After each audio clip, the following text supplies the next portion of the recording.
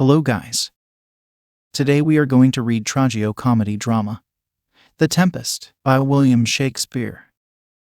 To hear voice of literature like this, please stay with us by subscribing our channel. Hope you will enjoy it. Let's start. Prospero. The Duke of Milan was a learned and studious man who lived among his books, leaving the management of his dukedom to his brother Antonio, in whom indeed he had complete trust. But that trust was ill-rewarded, for Antonio wanted to wear the duke's crown himself, and, to gain his ends, would have killed his brother but for the love the people bore him. However, with the help of Prospero's great enemy, Alonso, King of Naples, he managed to get into his hands the dukedom with all its honor, power, and riches, for they took Prospero to sea, and when they were far away from land, forced him into a little boat with no tackle, mast, or sail. In their cruelty and hatred they put his little daughter, Miranda, into the boat with him, and sailed away, leaving them to their fate. But one among the courtiers with Antonio was true to his rightful master, Prospero. To save the duke from his enemies was impossible, but much could be done to remind him of his subjects' love. So this worthy lord, whose name was Gonzalo, secretly placed in the boat some fresh water, provisions, and clothes, and what Prospero valued most of all, some of his precious books. The boat was cast on an island, and Prospero and his little one landed in safety. Now this island was enchanted, and for years had lain under the spell of a fell witch, Sycorax, who had imprisoned in the trunks of trees all the good spirits she found there. She died shortly before Prospero was cast on those shores, but the spirits, of whom Ariel was the chief, still remained in their prisons. Prospero was a great magician, for he had devoted himself almost entirely to the study of magic during the years in which he allowed his brother to manage the affairs of Milan. By his art he set free the imprisoned spirits, yet kept them obedient to his will, and they were more truly his subjects than his people in Milan had been, for he treated them kindly as long as they did his bidding, and he exercised his power over them wisely and well. One creature alone he found it necessary to treat with harshness. This was Caliban, the son of the wicked old witch, a hideous, deformed monster, horrible to look on, and vicious and brutal in all his habits.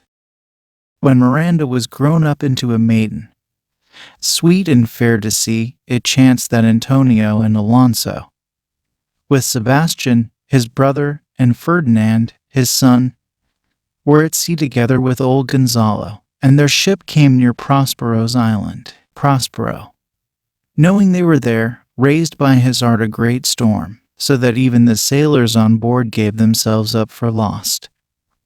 And first among them all Prince Ferdinand leaped into the sea, and, as his father thought in his grief, was drowned. But Ariel brought him safe ashore, and all the rest of the crew, although they were washed overboard, were landed unhurt in different parts of the island, and the good ship herself, which they all thought had been wrecked, lay at anchor in the harbor whither Ariel had brought her. Such wonders could Prospero and his spirits perform.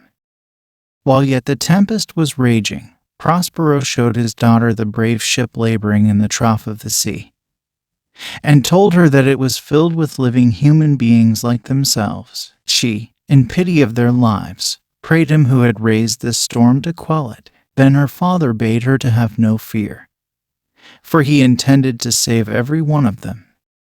Then, for the first time, he told her the story of his life and hers, and that he had caused this storm to rise in order that his enemies, Antonio and Alonso, who were on board, might be delivered into his hands. When he had made an end of his story, he charmed her into sleep, for Ariel was at hand, and he had work for him to do. Ariel, who longed for his complete freedom, grumbled to be kept in drudgery, But on being threateningly reminded of all the sufferings he had undergone when Sycorax ruled in the land, and of the debt of gratitude he owed to the master who had made those sufferings to end, he ceased to complain, and promised faithfully to do whatever Prospero might command. "Do so," said Prospero, "and in 2 days I will discharge thee." Then he bade Ariel take the form of a water nymph and sent him in search of the young prince. And Ariel, invisible to Ferdinand, hovered near him, singing the while, "Come unto these yellow sands, and then take hands, poured seed when you have, and kissed, footed feetly here and there, and, sweet sprites, the burden bear."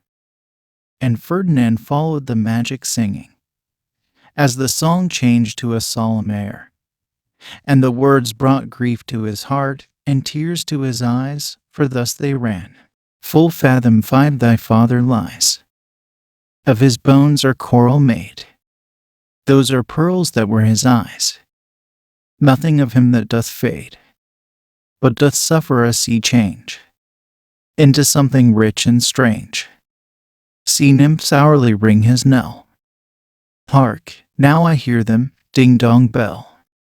And so singing, Ariel led the spellbound prince into the presence of Prospero and Miranda. Then, behold, all happened as Prospero desired, for Miranda, who had never, since she could first remember, seen any human being save her father, looked on the youthful prince with reverence in her eyes and love in her secret heart.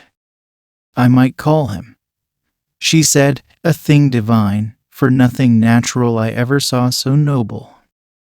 And Ferdinand, beholding her beauty with wonder and delight, exclaimed, "Most sure the goddess on whom these airs attend."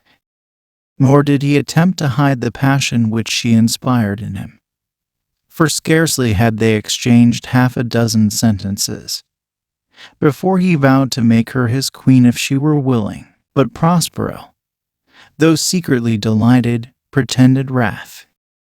"You come here as a spy," he said to Ferdinand. "I will manacle your neck and feet together, and you shall feed on fresh water mussels, withered roots and husk, and have sea water to drink. Follow."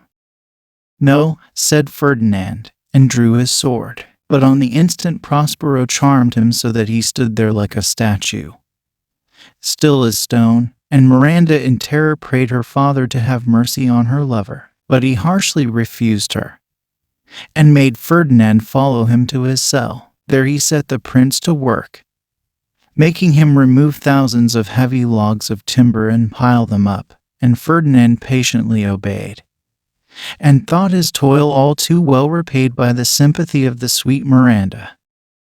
She in very pity would have helped him in his hard work, but he would not let her, yet he could not keep from her the secret of his love. And she, hearing it, rejoiced and promised to be his wife. Then Prospero released him from his servitude, and glad at heart, he gave his consent to their marriage. "Take her," he said, "she is thine own." In the meantime, Antonio and Sebastian in another part of the island were plotting the murder of Alonso, the king of Naples, for Ferdinand being dead, as they thought, Sebastian would succeed to the throne on Alonso's death, and they would have carried out their wicked purpose while their victim was asleep, but that Ariel woke him in good time. Many tricks did Ariel play them. Once he set a banquet before them, and just as they were going to fall to, he appeared to them amid thunder and lightning in the form of a harpy, and immediately the banquet disappeared. Then Ariel upbraided them with their sins and vanished too. Prospero by his enchantments drew them all to the grove without his cell, where they waited, trembling and afraid, and now at last bitterly repenting them of their sins.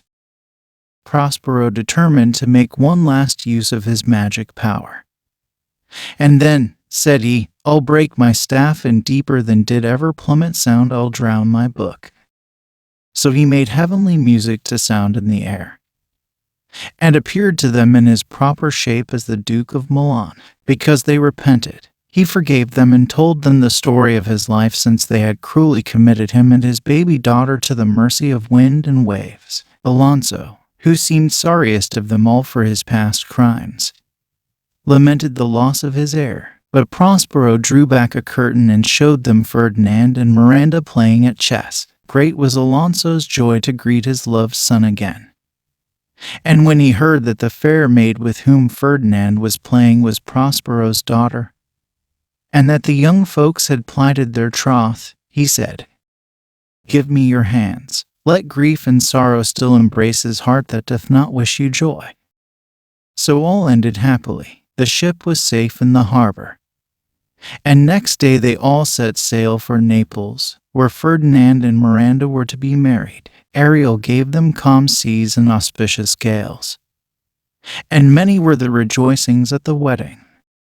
Then Prospero, after many years of absence, went back to his own dukedom, where he was welcomed with great joy by his faithful subjects. He practiced the arts of magic no more, but his life was happy, and not only because he had found his own again, but chiefly because, when his bitterest foes who had done him deadly wrong lay at his mercy, he took no vengeance on them, but nobly forgave them.